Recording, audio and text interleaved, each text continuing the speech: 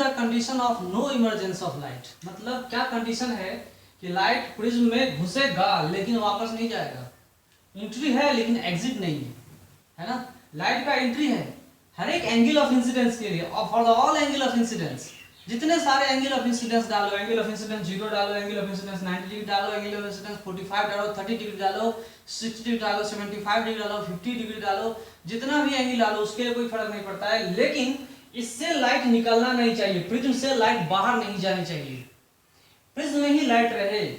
उसके लिए क्या कंडीशन है, what is the condition of no emergence, तो मैंने यहाँ लिखा है for all values of angle of incidence if at face A B I max, अगर हम सबसे ज्यादा वैल्यू डाल के देखते हैं 90 डिग्री I1 की सबसे ज्यादा वैल्यू, एक्चुअली वो 90 डिग्री सबसे ज्यादा मैक्सिमम वैल्यू है, मिनिमम कितना है 0 है, 0 से लेके मैक्सिमम, तो मैक्सिमम पे डाल के देखते हैं क्या कहानी हो रहा है। मैक्सिमम डाला 90 degree and at face AC है ना, R2 will be greater than theta C, तो इस फेस पे लाइट वापस आना चाहिए उसी मीडियम में, वापस आना चाहिए, इमर्ज नहीं करना चाहिए, वापस नहीं जाना चाहिए। तो क्रिटिकल कंडीशन के लिए हो सके बाउंड्री पे आ जाए, और क्या होगा, तो फेस AC के लिए R2 must be greater then the critical angle for this prism, तो क्रिटिकल एंगल थीटा C क्या है, critical angle for this prism है, दोनों साइड एयर है, इधर भी एयर है इधर भी एयर है, इस बात को आप लोग समझिए, दोनों साइड सेम मीडियम मतलब एयर ही रखे, उस हिसाब से हमने फॉर्मूला तैयार किया है।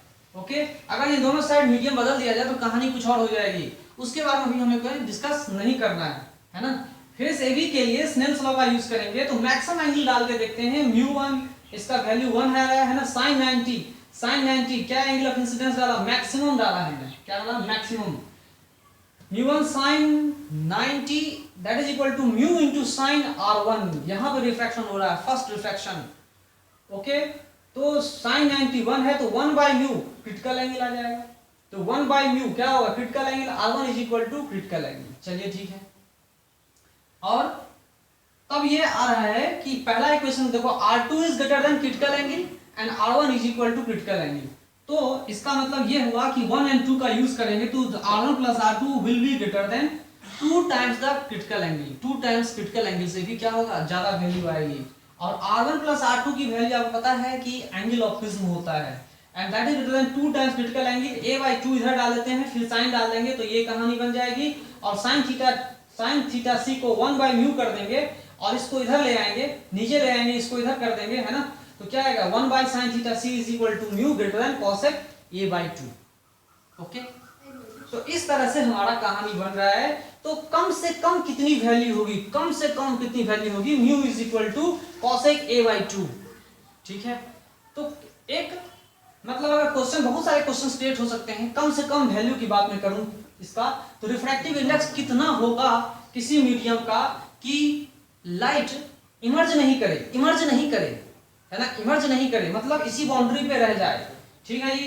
तो मान लो कि एंगल ऑफ इंसिडेंस, यहां पर एंगल ऑफ इंसिडेंस एक वैल्यू का फाइंड करके देखेंगे, एंगल ऑफ इंसिडेंस यहां पे 30 डिग्री अगर हम डाल दें, अगर हम यहां पे 30 डिग्री डाल दें, तो यहां पर रिफ्रैक्टिव इंडेक्स कितना होना चाहिए कि लाइट जो है सिर्फ इमर्ज नहीं करे, सिर्फ यहां पे आ जाए, तो थीटा फॉर द 30 डिग्री कितना लिखेंगे, कॉसेक ए कितना है, कितना है 30 डिग्री है ना, 13/2 है ना, ये यूज करके हम लोग 15 डिग्री देख लेंगे, और 50 डिग्री का वैल्यू अगर नहीं पता हो तो आप लोग ये फॉर्मूला यूज कर लेना, क्या यूज करेंगे, cosec 45 माइनस 30 डिग्री, इस फॉर्मूले का भी यूज कर सकते हो, या नहीं तो 60 माइनस 45 डिग्री का भी यूज कर सकते हैं, वैल्यू आपके सामने आ जाएगा।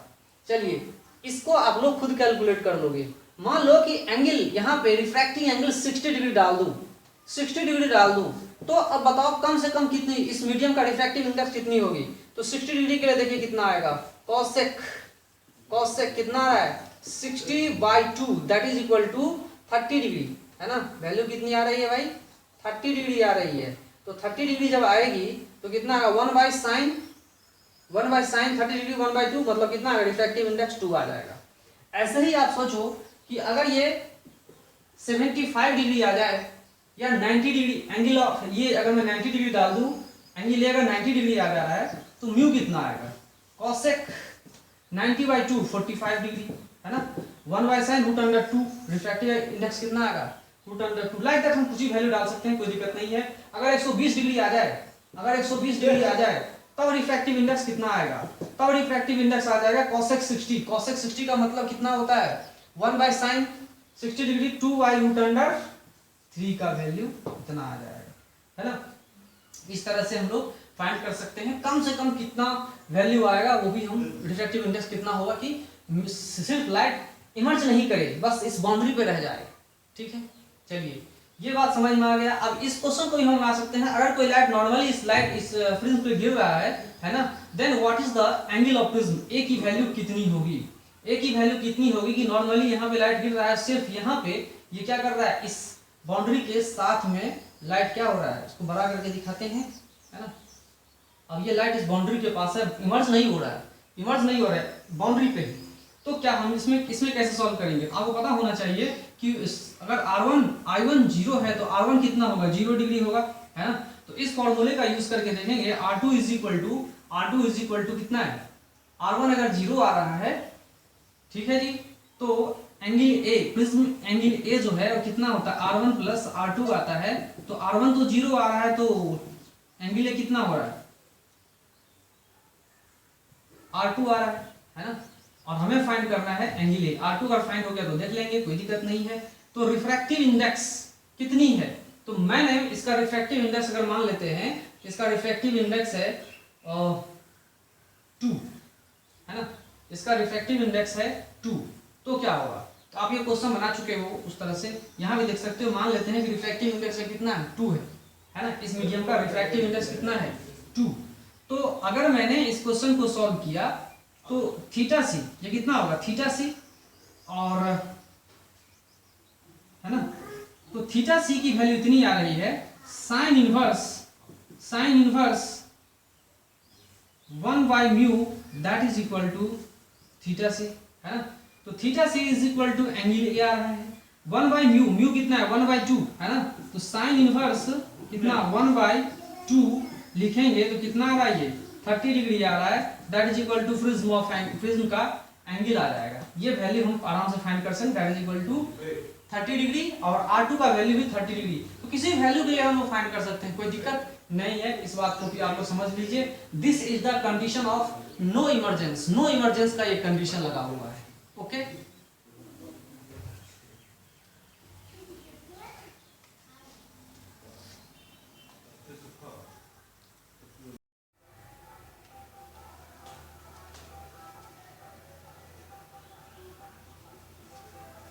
Okay, current topic is our angle of minimum deviation. Minimum angle of deviation.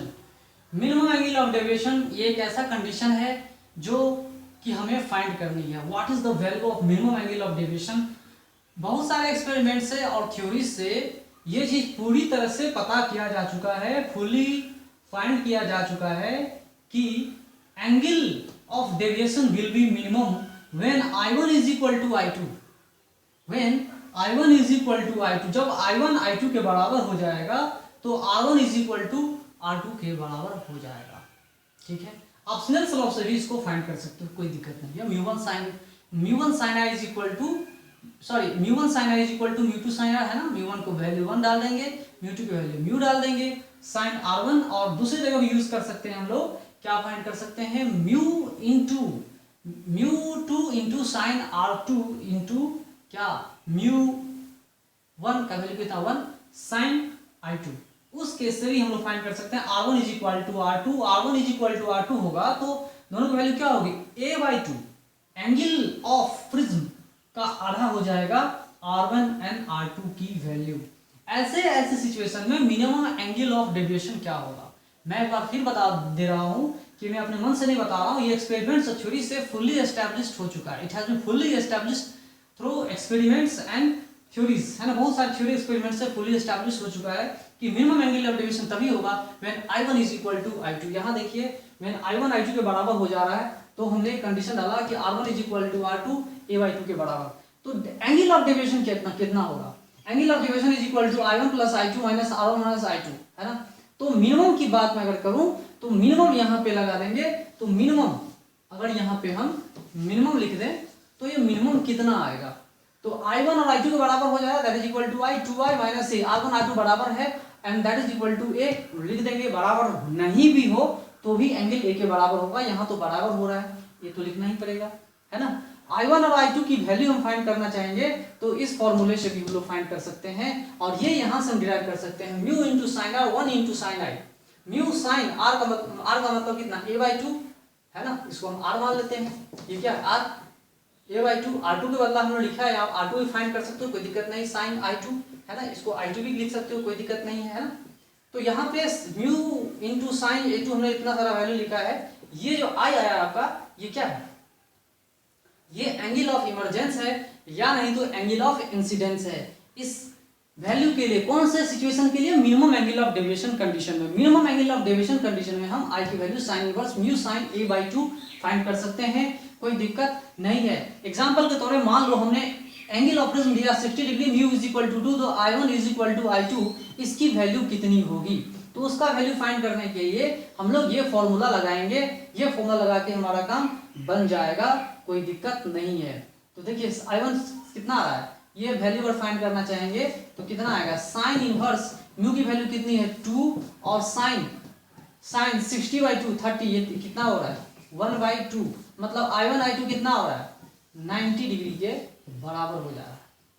ठीक है, देख लीजिए, ये भी एक ऐसा कंडीशन है। बहुत सारे कंडीशंस हम लोग प्रोड्यूस कर सकते हैं, जान सकते हैं, है ना। तो ये भी एक बात है, और जितने सारे क्वेश्चंस आपको प्रैक्टिस करने के लिए होंगे तो आप प्रैक्टिस कर सकते हो, कोई दिक्कत नहीं है ना। एक बात याद रखना कि इसकी वैल्यू जो होगी वो क्या होगी, लेस देन 1 होगी।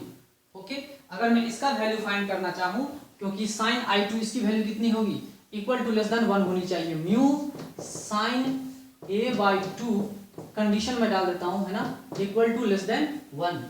ओके, तो इसका मतलब क्या हुआ, साइन A/2 इक्वल टू 1/μ, है ना।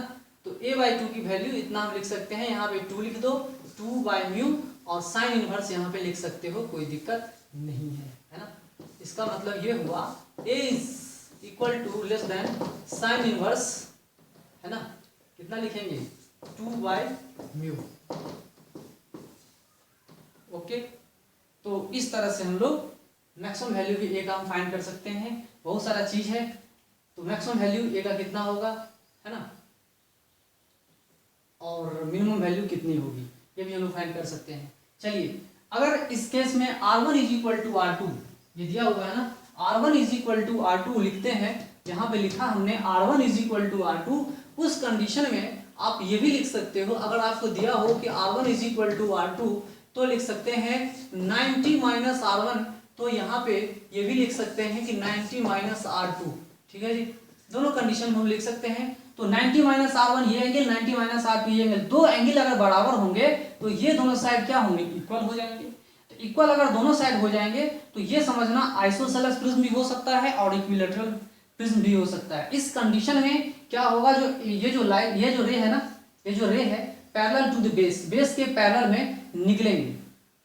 ठीक है, एक प्रिज्म इज इक्विलैटरल और isosceles with AB is equal to AC, ray inside prism will be parallel to its base. इस बात को भी आप लोग समझिए, R1 R2 अगर बराबर हो तो याद रखना कि ये जो है ये जो लाइट है इसके पैरेलल निकलेगा, है ना।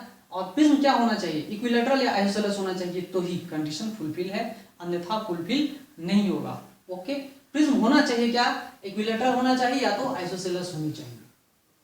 ओके, चलिए आगे हम लोग चलते हैं। इसका एक और यूज, हम जो मिनिमम डेविएशन पढ़ते हैं, इससे बहुत सारा चीज निकला, बहुत सारी बातें आई सामने में। एक बात और सामने में आई है कि रिफ्रैक्टिव इंडेक्स, इस मीडियम का रिफ्रैक्टिव इंडेक्स भी हम फाइंड कर सकते हैं। फॉर्मूला बताइए क्या होगा,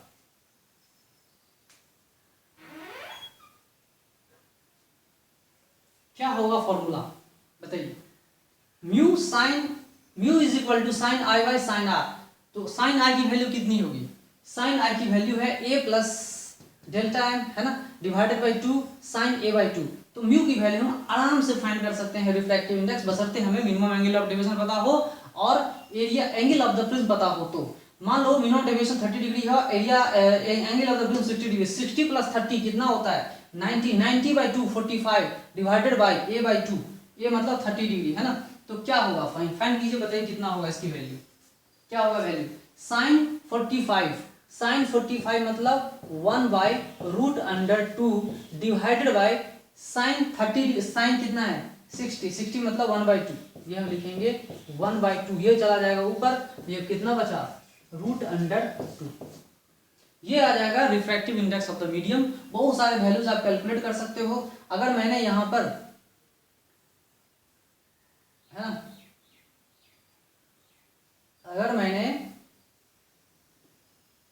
एरिया को 120 डिग्री डाल दिया है ना, कितना दे दिया मैंने 120 डिग्री, ठीक है, और मिनिमम एंगल ऑफ डेविएशन को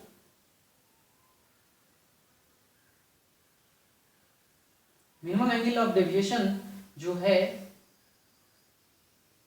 वो 30 डिग्री आ जाए, तो कितना आ जाए 30 डिग्री है ना, 30 डिग्री आ जाए, तो उस केस में भी आप लोग रिफ्रैक्टिव इंडेक्स फाइंड करके बता लेना है ना। आप लोग जान जाओगे कि कैसे रिफ्रैक्टिव इंडेक्स भी हम इस थ्योरी से जान सकते हैं, मिनिमम एंगल ऑफ डेविएशन से जान सकते हैं। ओके,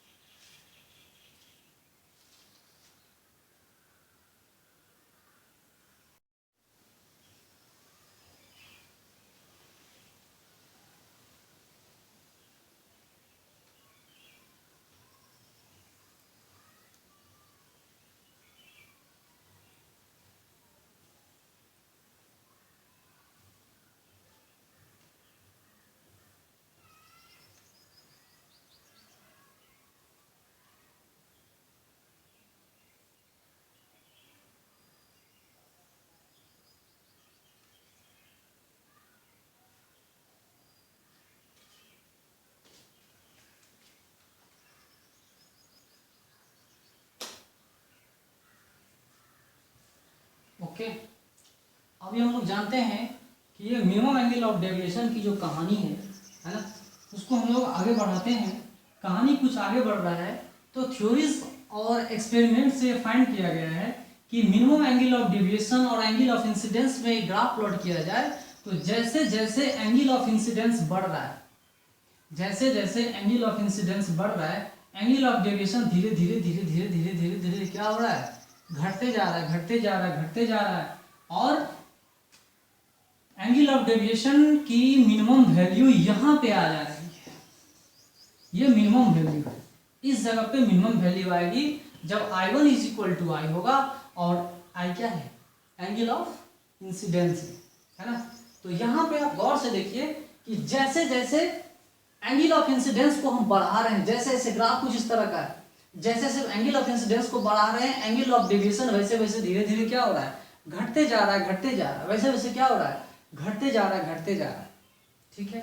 घटते घटते एक मिनिमम वैल्यू पे आता है, उस बाद फिर हम लोग और बढ़ा रहे हैं एंगल ऑफ डेविएशन को, और बढ़ा रहे हैं, बढ़ा रहे हैं, बढ़ा रहे हैं, है ना।